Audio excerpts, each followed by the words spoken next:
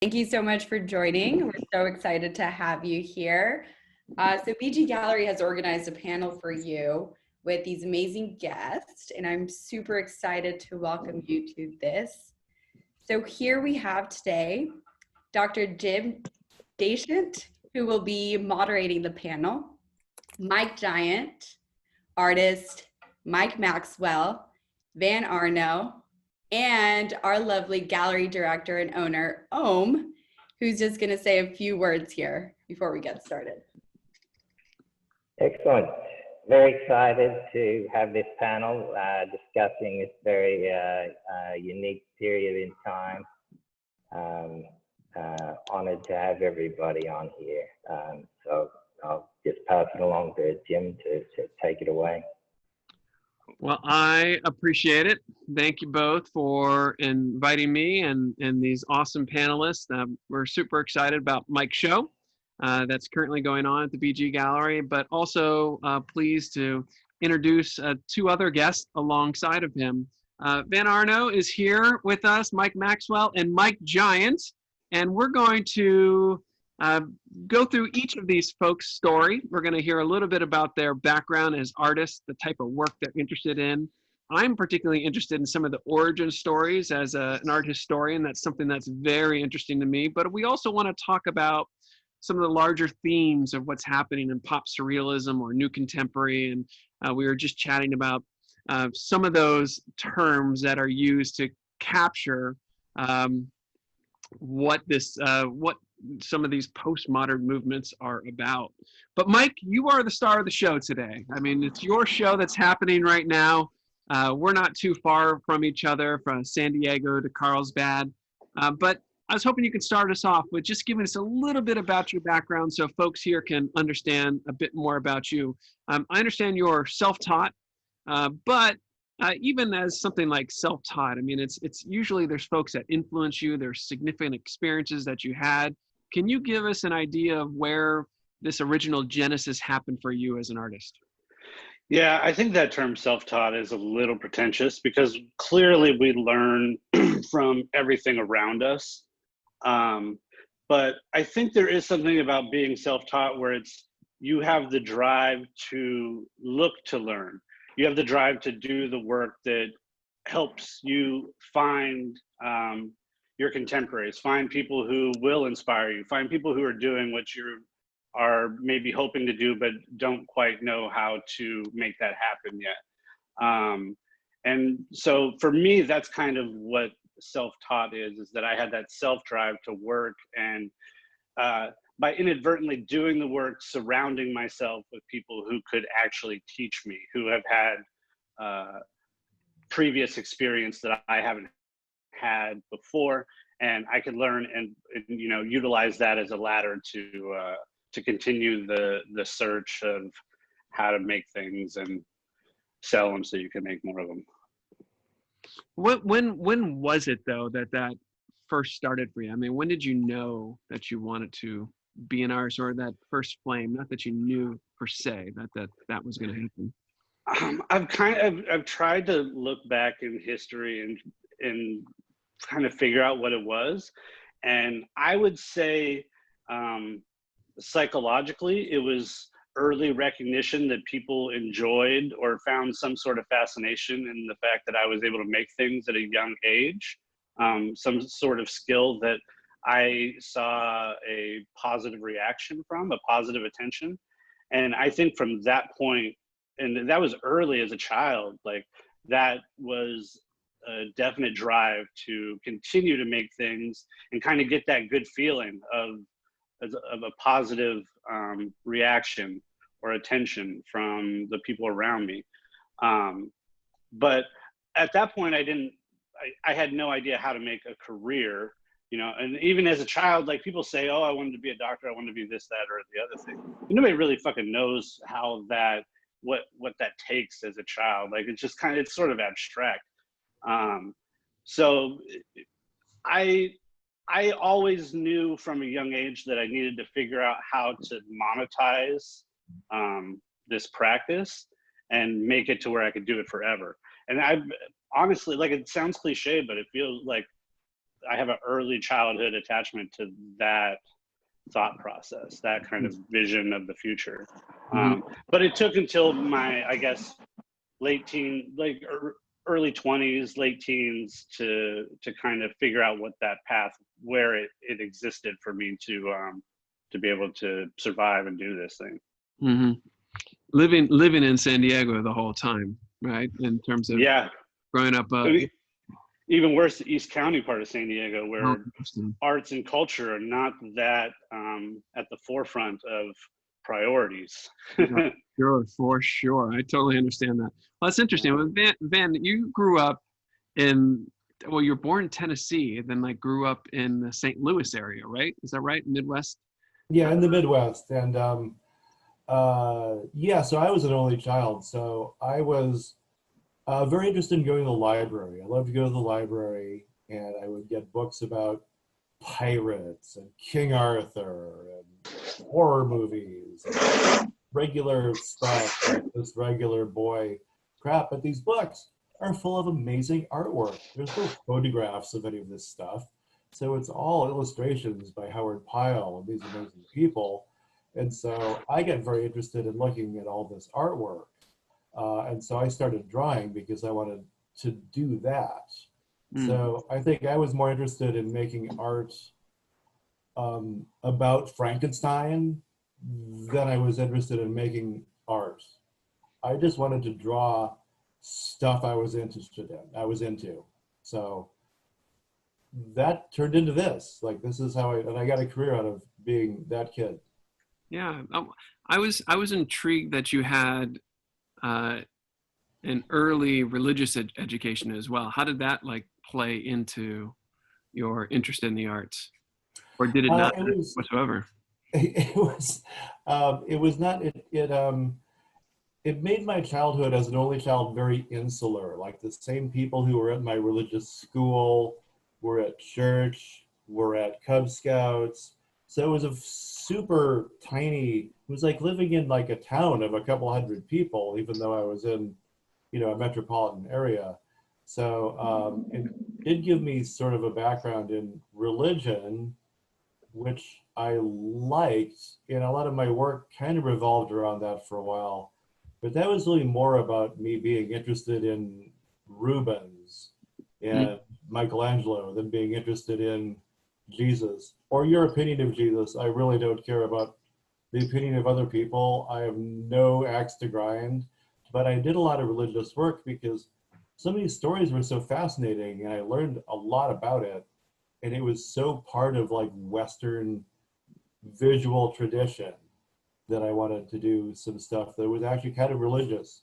I did some religious work. Yeah, that is interesting. I mean, it's something we don't see a lot of in contemporary work altogether. James Elkins wrote a famous book about why religion and contemporary art don't go together whatsoever. So it's always fascinating. Look at that. Well, I know Alex Gross and some people can like creep into just referencing religious art. And I know a few people who do that, but it's not. No, there's not a load of people who are nuts like me. Yeah. Well, cool. Well, Mike, it's good to see you again. It wasn't too long ago that you had a show or had a piece in the Oceanside Museum of Art. Yeah, that was fun. Yeah, and while we've talked quite a few times, I don't know your origin story in terms of how you came to be interested in the arts. Well, I just started drawing as soon as I could get my hands on markers in particular. And I guess I was a motor mouth as a kid, so my parents always had markers around to keep me busy, and it just kind of went from there. I mean, I hadn't really thought of a career in the arts until I got a job doing skateboard graphics in 1993. And at the time I was in college as an architecture major, thinking that would be my course. But things changed. And so what was there a particular moment though for you when things changed? Like, what does that mean per se? Well, I mean, literally it was getting that job, and I met them here in San Diego at the ASR trade show. I met the owners. They were here exhibiting. They took me out. They gave me ecstasy for the first time. It was super fun. We went dancing, and at the end of that, they offered me a full-time job drawing graphics for them, and I jumped at it. At that point, like I said, I hadn't really even kind of considered doing that kind of work. You know what I mean? It's just one of those things. Yeah, when I hear you talk about the arts, I feel like your life intertwines between these between relationships, work, creativity. The boundaries aren't always so clear, right? It feels Sure. natural. Yeah, I mean, it all.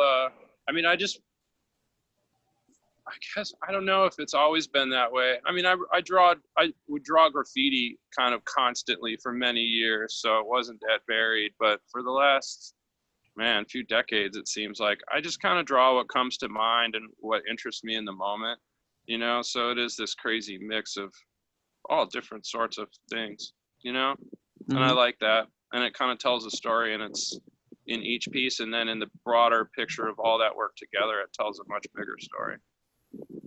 Super.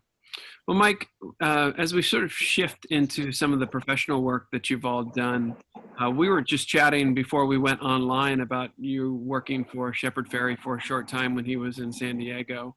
Can you talk about some of those early professional experiences for you that shaped you? Well, I mean, I really look at that time period as what would essentially be my art school. Again, back to the self-taught thing. Being around Shepard and Dave Kinsey, and being in a design firm at the same time, it showed me, it was like they were a spotlight, and were able, like, it was as soon as I got into that environment where I was like, ooh, this is how you can make things for the rest of your life. This is the time period where magazine illustrations, record covers, like there was all these illustration type jobs that were available, where you could be making your fine art for 8 hours a day, do a couple designs, do some drawings, and make enough money to keep doing it the day after that. So that's kind of where I learned, even seeing the gallery business and how everything worked in that format. It kind of was just a spotlight of what's available. And really, I mean, I learned Photoshop and Illustrator there. When I got the job, I pretended like I knew it already, but I didn't. Like, I could fuck around with a couple things, but I was just like, yeah, for sure, I could do whatever.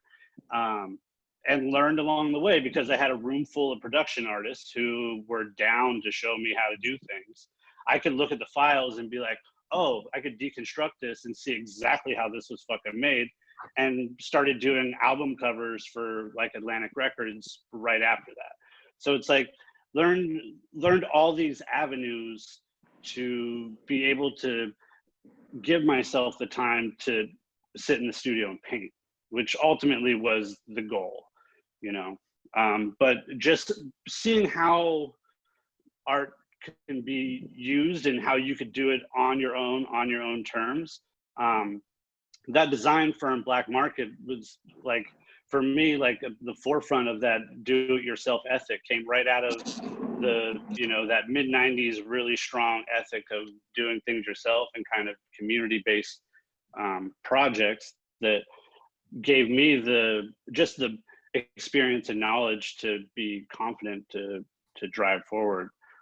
So I really, it was like my biggest learning curve that I got in a very short period of time. And when that position ended, what happened? Where did you transition to after that? What were you doing? I did a few different things. Like I started art directing a magazine that was a horrible job. I took on a tattoo apprenticeship and started tattooing. Also, one of my biggest learning curves happened within that year-long apprenticeship.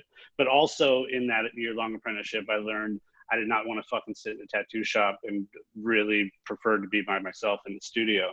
But learned a zillion technical trickeries, if you will, to apply to my art practice. And as horrible as that apprenticeship was, I owe a great deal of gratitude to that time period, from what I learned from a bunch of crazy like gangsters and drug addicts and like like sketchy tattoo shops from the 90s. You know what I mean? Yeah.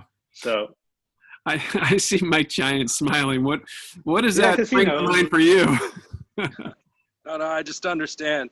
There could be some sketchy people, but they have tattooers have a real particular way of attacking a subject, and clients are often asking us, to draw the most off-the-wall shit that we've never drawn before, and you have to learn a practice on how to pull that off. And I think anybody that does that, that's just going to improve your drawing, for the rest of your life, for sure. Yeah. Well, that's one of the 100%. things with it, when we think about these various movements that, what do we call it? Pop surrealism, new contemporary, neo-contemporary, whatever you want to call it, that tattooing is a big part of it. It's part of one of the many subcultures that intersects with it.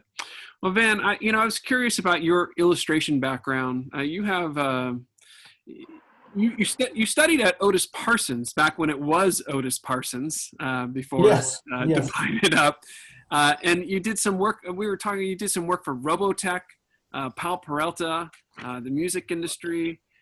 Talk to us a little bit about some of that early illustration background for you and what that meant for your art career. Yeah, well, I moved here from the Midwest, as you were talking about, and I was excited to go to Otis Parsons, and so I was excited to be a fine artist. I want to make paintings to put in galleries. But when I was at Otis, it was not a great time for fine art because it was like the mid 80s. So a lot of what was happening in fine art was the anti-skill movement. Like it was not something, well, as an art historian, you would know, but what I interpret this is there was a feeling that anybody could draw a beautiful horse. That just took practice. But to be an artist, you had to be operating on some other level. So when I was at Otis, I was told that painting was not going to be anything. In the future, video art was going to be giant. And conceptual art was going to be giant. And it was just I had a figure drawing class, but I would go to my figure drawing teacher's art opening, and it was a pile of rope on the floor.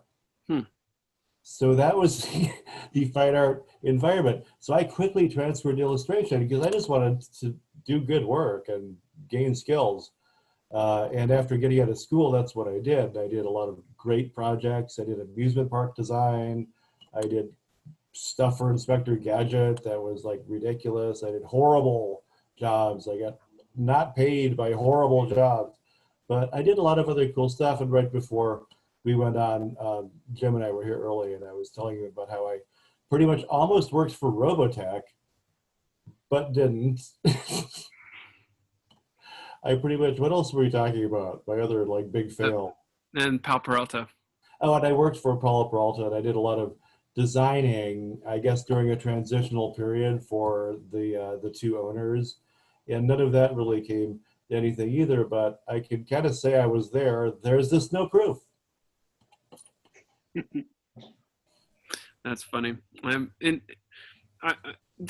curious, did you work with VCJ at Pal Peralta? I know he was a big person.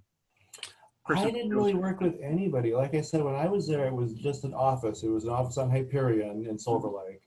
And it was Stacy and his receptionist, who I think was the girlfriend of some friend of my roommates. It's like literally, that was it. And I saw a couple other people who worked there, and probably they're well-known figures in the industry, and I don't know their names or anything. I think it's so interesting with anything, skateboarding, tattooing, bicycles, all these aspects of street culture or the various subcultures are all part of this, right? There are these alternative modes of creativity.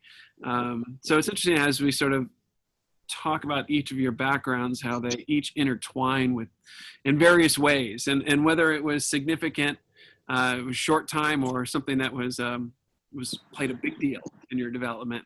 I think it's interesting that you touch upon them in your own different way. So, like with Mike, I know that bicycles have always been they've been a big part of your life. You ride bicycles, you've worked for bicycle companies in terms of doing professional work. Are there other sort of interests like that for you where you've seen that crossover between, hobby, sport, creativity? Again, because I draw things that are in my life. And there's only kind of a few things in my life that I really enjoy and I do kind of all the time or every single day. And I think just because I'm an artist and I kind of draw those subcultural things, I get the attention of the companies that make those things, and see me as a way to, get to my audience, kind of, you know what I mean? Mm-hmm. And that's fine. I mean, that's how I work as a freelance illustrator.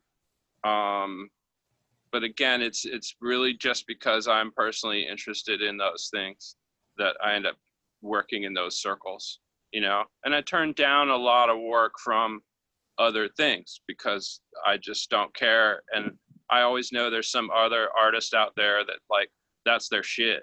And for them to get that job would be a huge deal. For me, it's just kind of a pain in the ass, So just kind of knowing where to put my effort. That's often something you'll hear with advice to students, that you got to follow whatever your passion is, and that can sound like empty advice. But also what I'm hearing from all three of you as you sort of pursued your careers and interest in, whether it's the music industry, skateboarding, bicycles, tattoos, you're finding your way and you're finding where you don't belong as well. It's sort of like hit and miss. There's lots of failures on the road to success, and there's probably a lot of burned buildings that you probably would rather not visit that you learn, that's the experience of sort of figuring it out in an art world. And often there's not many mentors, the various places everyone grew up, that, oh, here's, so-and-so down the street does exactly what you want to do. I'm going to guess there was nobody like that in any of your lives. And if you was, you're pretty darn lucky, because it's pretty rare. So Mike Maxwell, with this idea of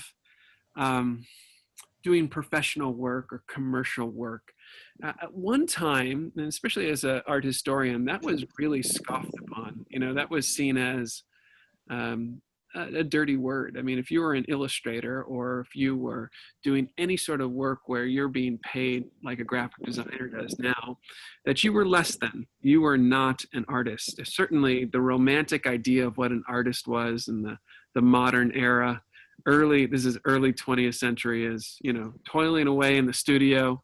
If you have to be poor, you're poor, but you're certainly not going to take someone else's vision and convert it. That, I feel like, has been tossed to the wayside nowadays. I don't feel like that's, I don't get the sense that is as much of a stigma. Would you agree with that? And have you experienced any of that? Yeah, I would agree. And I think somebody who tries to present that argument kind of just looks like a douchebag anyway. Like, we come from a generation now that's kind of like, go fuck yourself, I'm going to do what I want to do. And if that means I'm going to do an illustration to make some money so I can make that next painting, like, I give zero fucks. Like, it doesn't matter. Like, it literally doesn't matter what anybody else has to say. Like, maybe if somebody's like dying to be famous or dying to be written about, like, maybe it matters to them. But I'll tell you this, like, if nobody saw anything that I make, it would still be made. It would just be piled up in the kitchen. Like, it wouldn't matter. So, like, to tell me what I can and can't do is the exact opposite of art for me. Like I knew from a young age that nobody was going to tell me what the fuck to do. Like, I was going to do what I wanted and hope for the best. And I've taken that path and ran with it, because, like, part of wanting to do art was like that you can't tell me it's wrong. There is no wrong. There is no right. There is no correct answer. So to tell me that I'm definitively not something, go fuck yourself. I don't care. I'm going to continue to make the things that I want to make regardless. So, yeah, I think I know what that is, but it's kind of like a pretentious snobbery. And okay, so maybe it does, if you do some shitty illustration for somebody, you don't get into this pristine white cube. Well, go fuck yourself. I'm gonna do what I want anyway and figure out a way to do it regardless. And I might still be poor, so what? But I did it on my own, the way I wanted to, and kept some, like, to me, you don't lose any integrity working. If you're working, you're an artist. Like,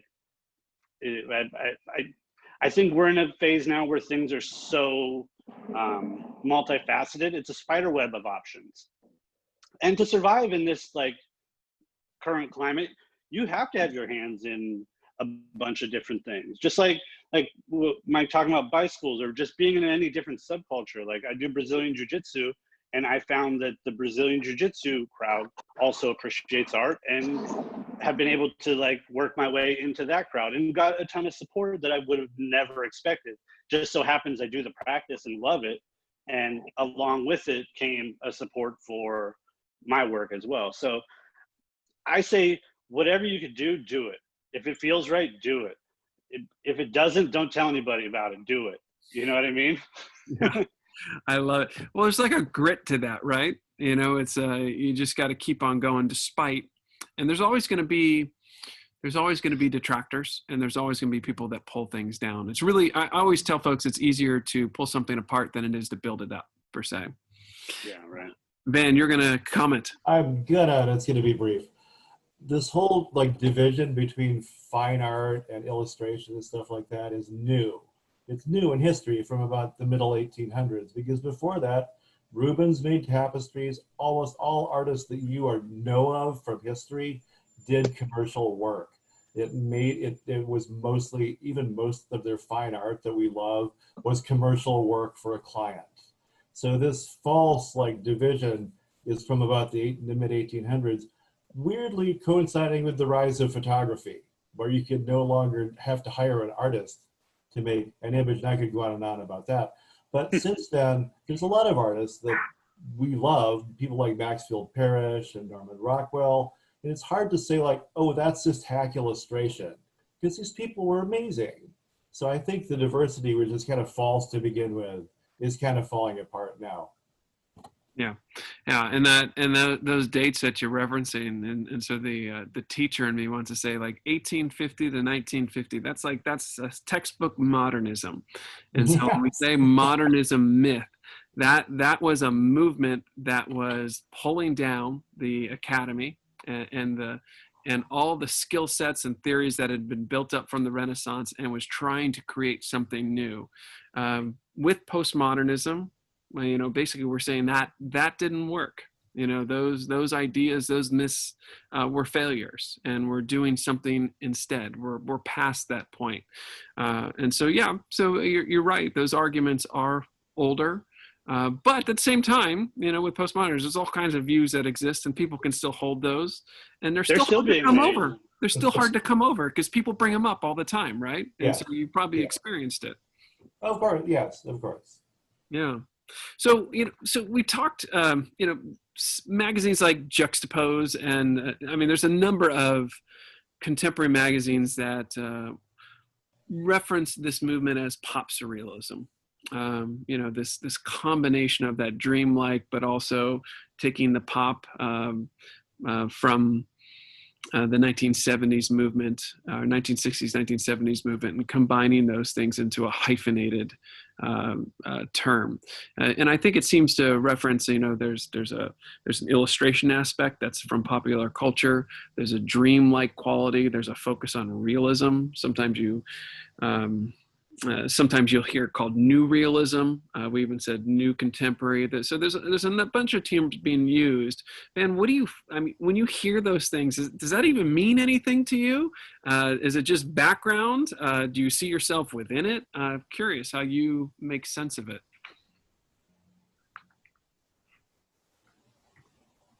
Just waiting for Van. Are we waiting for me? Okay, good. I was just let someone else. I like awkward silences. They're great. Well, when I first became aware of this movement, I was young. I was still in school, and I was seeing shows by Robert Williams that were in after-hours clubs in Hollywood, and I was aware of this with, you know, Joe Coleman and people I can't name right now, so I suck. As lowbrow. This was considered lowbrow art, and it was well named because it was influenced by sideshow art and tattoos and hot rod, and definitely every aspect of like lowbrow culture and cartoons and things like that. So while it's funny we're talking about the terms, because even at the time nobody liked lowbrow. Mm-hmm. It was kind of pejorative, and so eventually with Juxtapose, we ended up with having pop surrealism, which I think is better because it includes street art, it includes surrealism, and it includes a lot. It's a much bigger umbrella than just like the small little acorn it grew out of. And I think it's natural. I don't think it's, oh, it's impure, because I don't think really anybody thinks that, lowbrow was something that needed to be protected. Mm-hmm. So it's nice that it's grown into like a much bigger movement, and it's international. It has so many different new components that I can appreciate practically all of them. Not every single one, but mostly. I appreciate that. Mike, I'm glad you brought up lowbrow, because that's something I didn't reference before. But I was curious, Mike, where you see yourself within this. I mean, as someone who graffiti, tattoo, illustration, I mean, you do a little bit of everything. How do you see yourself as part of it? Do you feel like you're working within a system? Do you see yourself as working in isolation? I see you interacting with other artists, but at the same time, every once in a while I'll see collaborations that you do. I'm curious how you see yourself fitting in within it. I think I'm just kind of rolling on a well-laid path by that generation, like Robert Williams and whatnot. I mean, I was in the office at High Speed when they decided to call it Juxtapose. I mean, I was there right literally that day, and like kind of they'd call me in to ask me about my opinion on certain things, so like from my perspective, Juxtapose, I don't know. I mean, I think it's really common now for fine artists or any sort of artist to kind of market themselves and to make product. And I feel like I just kind of saw the cues from the previous generations on how to do that. And I literally worked in that world. I mean, straight up. So, and, even now, I don't know what sort of categories I might fit into, but it's like, there's always been independently minded artists that figure out a way to pull it off and find a support system, no matter what you're into. I think Mike Maxwell really tapped into that. Like, you just do what you do, and somehow you find people that'll pay for it, But I definitely, I mean, I still feel an affinity to lowbrow in particular. I feel like that was the real initial idea behind Juxtapose in particular, between Fausto Vitello and Robert Williams. Robert was kind of pissed because he wasn't getting the recognition he felt like he deserved by the fine art world and whatnot, but knew his work was good. Fausto agreed. They were like, let's create a magazine to feature that kind of art because it's just not getting seen, I think once Fausto died, the direction of the magazine took a real turn, and is kind of now in that era where, like Van's saying, it includes street art, pop surrealism, all kinds of things, even things that, like, I would say are done by technically not proficient artists or illustrators, like kind of hacks, which is kind of a slap in the face to a quality lowbrow artist. There was still, even though it was lowbrow and cartoony, there was a technique and a it was like well thought out and well worked out. You know, it wasn't just some bullshit. And some of the stuff I see now, I kind of just think it's bullshit.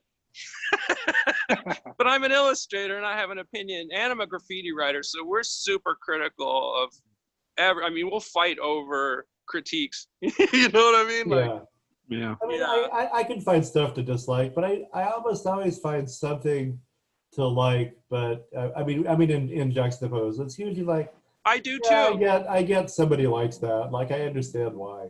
And you know, Robert's still pissed. Robert will be pissed forever. That's the state he operates in. Well, in this new era that we're in, where we have to quarantine, we find ourselves separated. We're not in galleries socializing. We're less likely to bump into clients or patrons. And especially thinking about Mike's show right now, he's got a great show up at BG Gallery, but at the same time, there's only limited availability to see it. I mean, Mike, how are you overcoming what's happening now in the world and still getting your work out there, still being relevant, and ensuring you're still working? Well, it's been really peculiar because, you know, there was a lot of panic right at the beginning. But I mean, clearly for us as artists, we're living the same lifestyle. We still go to the grocery store, but we live an isolated sort of life. And to just sit in the studio and work in your own mind and by yourself is usually the practice. So for me personally, lifestyles have not really changed, just not being able to go out at night, and that just saves me more money. So for me, I found that I think people like getting mail maybe more than buying art, but I think that people were like really psyched to be able to get something cool in their mailbox. And artists who have things like prints or small drawings or things that are affordable to the base general public, people were starting to buy things. For instance, Mike and we did a series of collaborative zines that like people loved, and you know, shipped out a ton of them because people like wanted something to be excited about, because life is so mundane and boring for so many people right now that even getting, and I see it myself, like I started ordering shit on Amazon just because I wanted something cool to show up in the mail. I bought the same pair of shoes twice, like just to do it, right? You know what I mean? So like I could tell like people were like, okay, of course they want to support, but they also want to be excited about what shows up in the mail because that's going to be a fun ass day for them. And they got something new to look at. And people are spending so much extra time in the house, you know, maybe it's benefiting them to have something that they like looking at on the wall besides like a picture of their kids or a fucking plant or whatever. So for me, things have been like on the go. Of course, this show that I did was supposed to happen earlier. It actually was supposed to open like day of lockdown. And so we postponed it a couple months again, which is something I'm not unfamiliar with, like weird disasters happening at particular times. But so like doing a showing was particularly strange because it's not like big party atmosphere. But at the same time, I thought, okay, well, you know, you might have a show where it's like a big party and everyone has fun and gets drunk or whatever. But how many of those people there are really there for art? So, and not to say that that's really, that you need to be, but typically it's like a big party. But what I noticed that the people who decided to go make an appointment, schedule a time, like these are obviously more difficult options than what is the norm, but those people were actually showed some sort of dedication, right? So like the people who wanted to really make an effort to see the show did so. And there's almost a little extra value in that. It's like I'm just grabbing the cream of the crop of people who have a general interest ahead of time. And so there could be some benefits to that as well. But it's definitely a transition, like figuring out how to do things. I mean, we're so attached to our fucking phones now. People are mostly looking at art, and a lot of people are just buying art online, getting things direct, you know, like it's out here. Like this is sort of the world we live in. And sometimes people don't need to be in a space, but I know for me, like the biggest loss is that you don't really get a real sense of a painting unless you're standing in front of it. And that's the truth. Like, you don't see the texture. You know, people, like, even just taking a photo, like, smooths things out in a certain way that might make it look a little bit better than it does in real life. Or I really want, like, I like to beat up a painting, and I want you to see that, like, aggression in it. And this is something that gets lost just seeing things digitally. So that for me is a particular loss, but it seems as though we have ways for people who are genuinely interested to be able to view work in person. It's a little bit more of a hassle, but everything, I think we're going to have to learn to be patient with hassles as we've grown accustomed to lines, to being spaced apart. I think these are going to be sort of naturally either causing people to be more patient or more frustrated, maybe in some cases. Mm-hmm. But I think the adjustment is kind of okay. Just maybe not as many eyes or bodies in the gallery at once, but maybe that's kind of okay too. Mm-hmm. I definitely resonate with you saying about being excited about something, and that is so true, and especially getting something that's special, because Right. people don't mail things, but at the same time, people do buy a lot of things, and it's different to buy something off Amazon than it is to buy something from an artist that's, you know, that you follow and you feel like you have a connection. And I often feel through social media, folks, they feel closer to others, even if they're not, you know, or they, you know, there's this implied relationship that happens via social media. So I'm curious, Mike, you use social media quite a bit for your own work. I mean, have you experienced something similar that Mike has experienced? Oh, sure. Yeah, everybody's looking for that little bonus in their mailbox. So, you know, I've been selling posters like crazy. I've been selling originals within like 5 minutes of posting them. I feel like if I just keep a price point that's less than like $500, it moves fast. And then when I've been able to do in-person events, sales have been crazy, you know, because people are kind of fiending to get together, you know, and I'm able to like social distance them all and work with one person at a time. And it's great, you know. So it's just kind of finding a way to adjust through it, you know. But for me, it's been fine. It's actually been good. I haven't been able to tattoo at all, so there's a good like, God, $4,000 a month that I'm not making. But it's not a big deal, you know. I didn't really need that money to begin with, so you know, I have more free time. That's fine. Yeah, that's a glass half full. I love it. I appreciate that. That's where I'm at. Yeah. Yeah. And Van, like, what are you working on at the moment? I mean, what's happening in the studio? Are you finding this time to be helpful? Are you developing things that are new? Are you on the path that you were before COVID-19 hit? I'm curious how it's affected your studio work. I mean, what Mike was saying is true. It's very, I mean, the production of art or paintings is kind of an isolating pursuit. I mean, you're just in a room alone. And a lot of times, I think Mike might agree with me on this too, is that one of the more fun parts about the show is seeing everything in a big room together. Like, my studio is like the size of a London phone booth. Like, I do all this work, but I never see it together.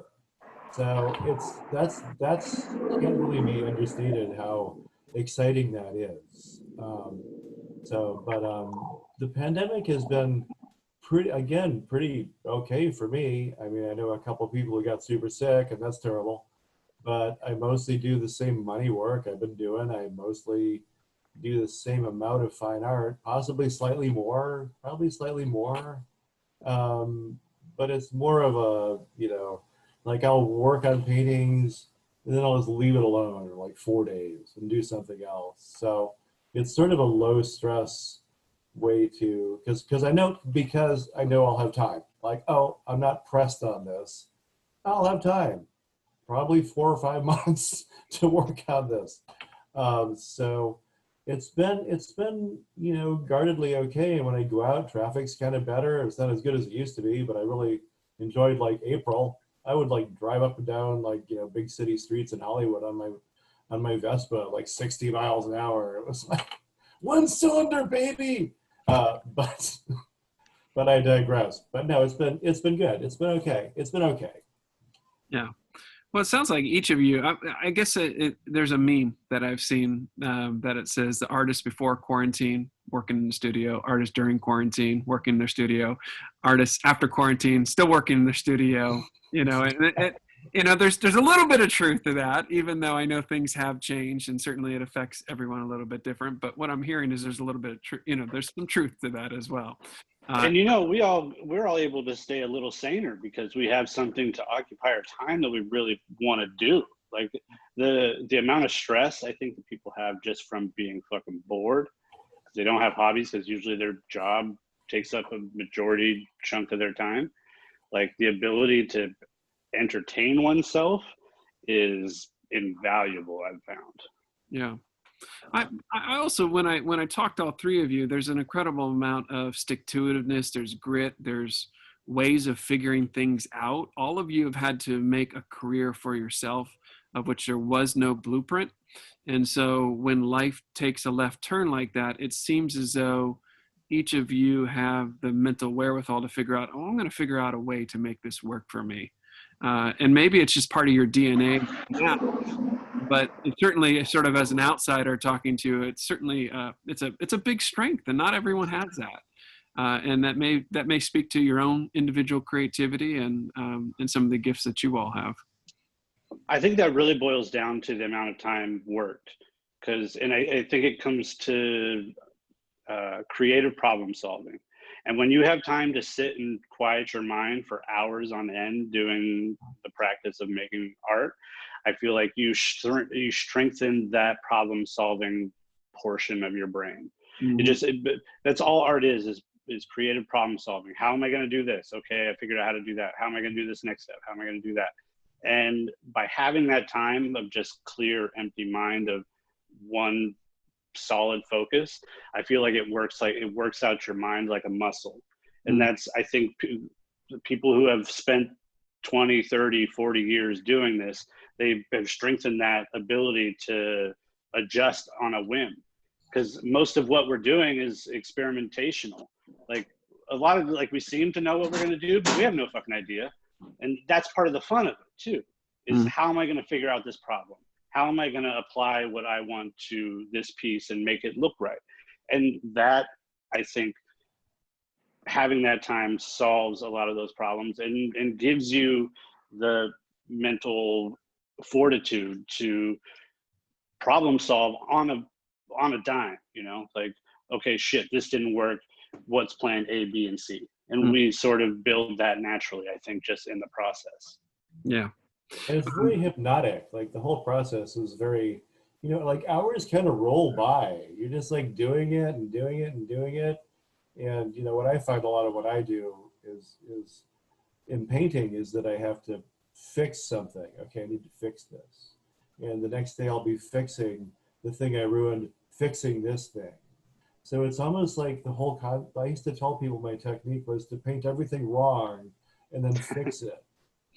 And I'm not really kidding. Like that's pretty much what it is. So it's all problem solving. So yeah, Mike's absolutely right. No, I like that. There's a lot of research behind that too with creativity. Folks see when they come across problems, and they can see solutions or think or believe that they can solve rather than complain and see it as an obstacle that cannot be overcome. A lot more comes of it. Those are the folks who come up with new ideas, come up with new inventions, using the big C, big types of creativity. And we throw artists into that as well as engineers and scientists. And so as I hear you talk, I find it very encouraging and it's exciting. And it's the type of model that can maybe help some other folks. Before we end, we've been talking for a while. I want to come back to Mike's show at BG Gallery. Mike, can you give us some context for the show? What went into it? I know it was a lot of work, and we've all seen images of it. If not, if we haven't been there, can give us a sort of the bird's eye view of what went into it. Sure. It's kind of funny because we were talking about sort of genre classifications too, and I've essentially like took a shit on that whole concept, like because I had 2 years worth of work, and it specifically was like, I'm gonna make what I make, and how it all comes together is how it comes together. It's not, I'm not stylizing it. It's not thematically put to some special fucking TV show or some bullshit like that. You know, like I was like, what I make is what I make, and that's what my message is. And so within a period of time, like lots of like, I don't even feel like I'm the same person that I was 2 years ago. And so I had a good 2.5 years chunk worth of work, and there's variations, there's ebbs and flows, there's complete changes. But at the same time, there's all the little ligaments that tie all the differences together. And that was what was interesting, kind of what Van was saying, like the ability to put everything in a room. You're like, you know, like I have a decent sized studio, but everything is stacked up and put away. And once it's there, it's like, oh yeah, it's almost surprising. It's like, oh shit, it's like you saw an old friend sometimes. But it goes from very straightforward portraiture all the way to complete abstraction and sort of a bunch of little fingerlings in between. And I wanted to give myself that freedom to not feel like I needed to pigeonhole myself and maybe like only do the things that I think are most sellable or the things that are most pretty. Like I wanted it to have grit. I wanted it to be ugly. I wanted it to be pretty. I wanted it to be sad and happy and all the things, because that's what life is. Like it was like a journalistic endeavor for me. You know, it's like these weird little metaphorical journal entries of my life that get turned into some physical form in some caricature way, and presented to the people. But yeah, for me, it was like a 2-year-long, 3-year-long journal in visual form. And like the most like creative freedom I feel like I've had to exhibit. I feel like a lot of my earlier solo shows and things, I felt really like confined to make things be like a certain thing.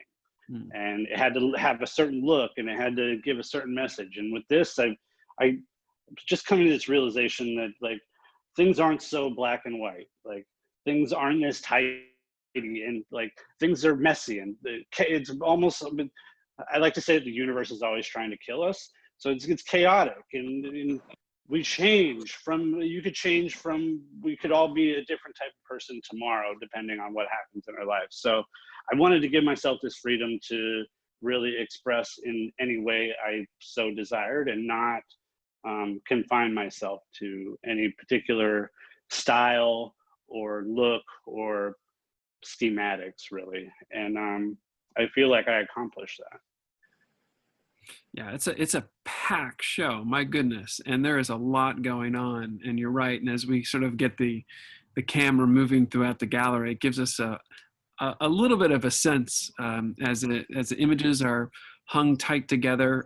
They talk to each other, react off each other, but also you can see this interesting progression from that realism to the abstraction. And progression is not the right word, perhaps the story that's happening as you walk around the gallery. I also want to highlight something you said, like the difference between works in the studio where the artist lives and what that experience is like, and then putting it in the white cube or the gallery. It's substantial, and it gives you this opportunity to speak and to have a conversation with a work of art that's just so different. There's something nice about a studio visit. It's more intimate. It's like walking into someone's bedroom than the gallery, which is more formal, but also it gives space. It gives space to have those interactions and that interplay that happens between the work of art and the person. Van, I know you really get that when you install a show. Sorry, when you install a show, you really start to get that sense of like, oh, this piece really needs to be next to this. There's a weird interplay that happens and it's not even so much like linear. Like they're like, sometimes you just know like two pieces belong together, and it has something to do with more intuition than like a conscious thought, I find. And it's almost like the story's out of place if things don't kind of fall into them. And that's kind of the fun part about installing too, which I always try to do on my own if I'm able to, if I'm in that city. Because like I need to, it's like you gotta, like that's part of the puzzle. It's, and again, back to the creative problem solving. That's where the fun is. Like that's where you can experiment and play. That's where you can make mistakes and learn from those things and realize, oh, I fucked up here. Like how can I change that? And I think more artists should do their own installs. I'm not sure how many people actually do, but I think it's important to do that section, to put your hand on the wall, to be there, slam your thumb with a hammer, like put some blood and sweat into that place too. I think is important beyond just making the work sometimes. Yeah, I would agree with you. As a curator, I enjoy that part. But Mike, you were nodding your head back and forth.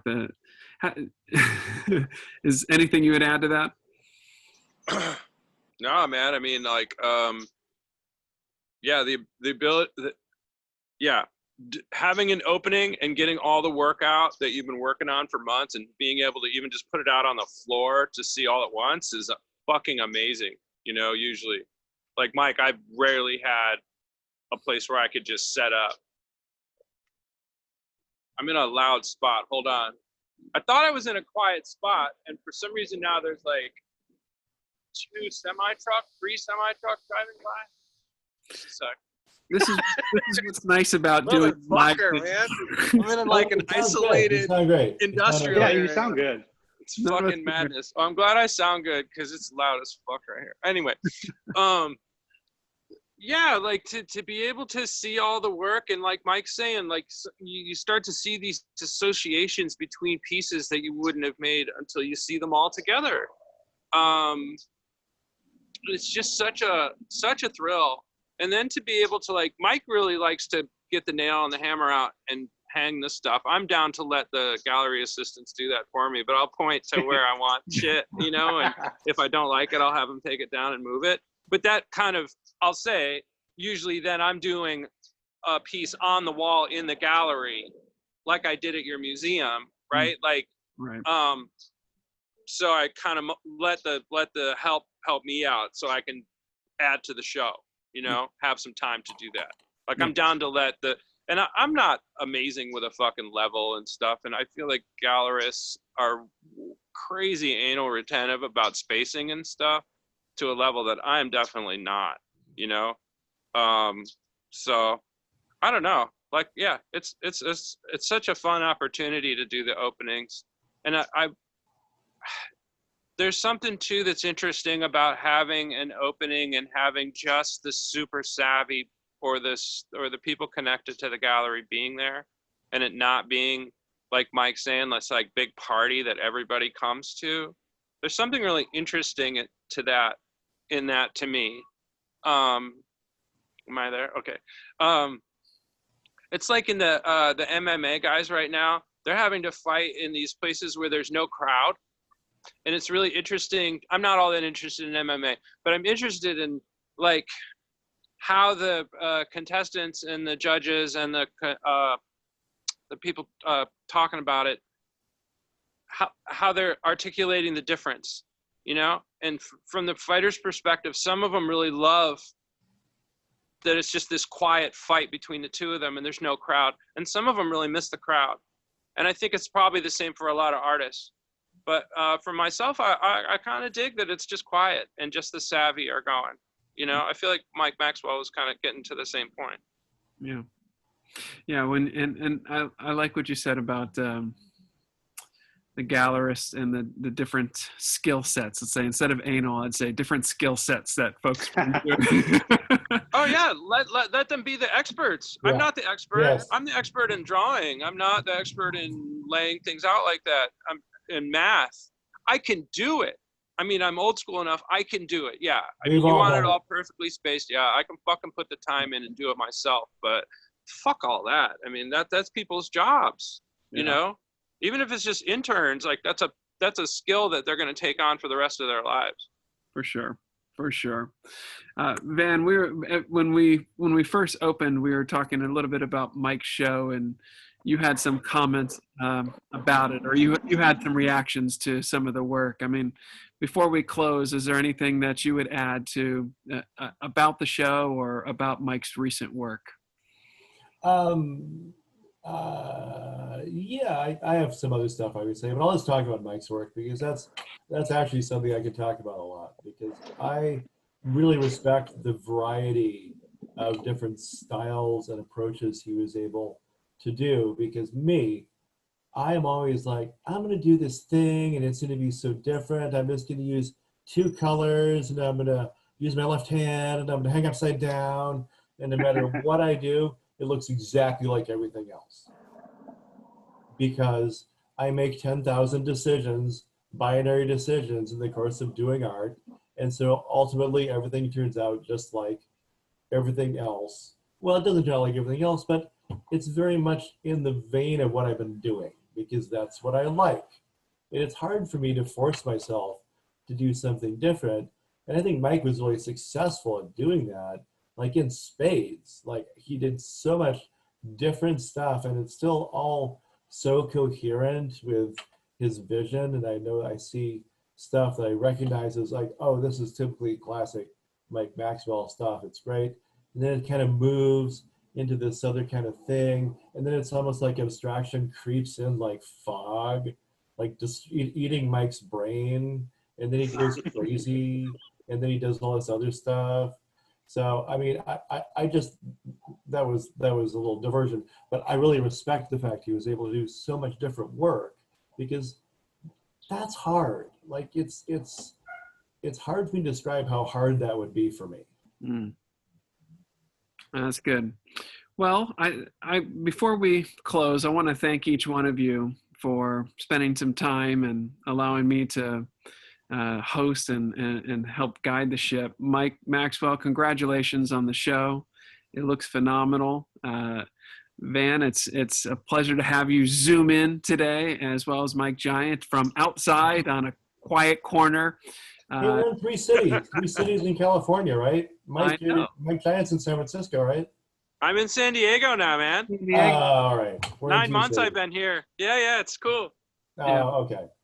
So we're all Southern California, but Van, you're the most north of all of us. I'm just barely north of where they are, so not too far. But it's been a pleasure. So thank you so much. Congratulations, Mike, again. See if Amit wants to come back on to close us out. Thank you, boys. Appreciate it. Fuck yeah, Mike. Fuck yeah. I was going to do a more formal thank you, but I think that's a pretty good summary. Fuck yeah, that was a great conversation. So yeah, really happy that this could happen, and been happy with the show, and thanks for being here tonight, everyone.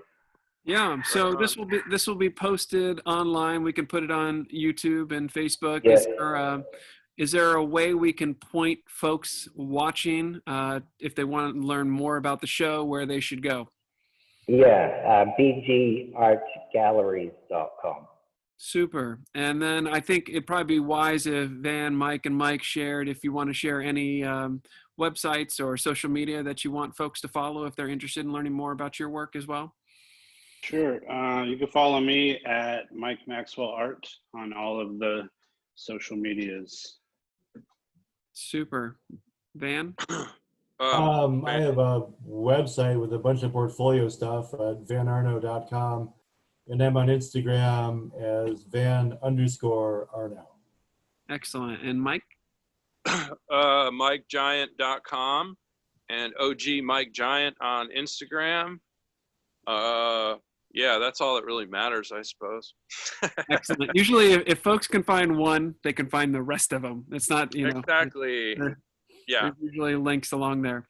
Well, thanks everyone for joining us. We'll catch you soon, and we'll see you online. Excellent. See you guys. Thank you. Nice to meet you. Bye. Nice to meet you. Bye. Cheers.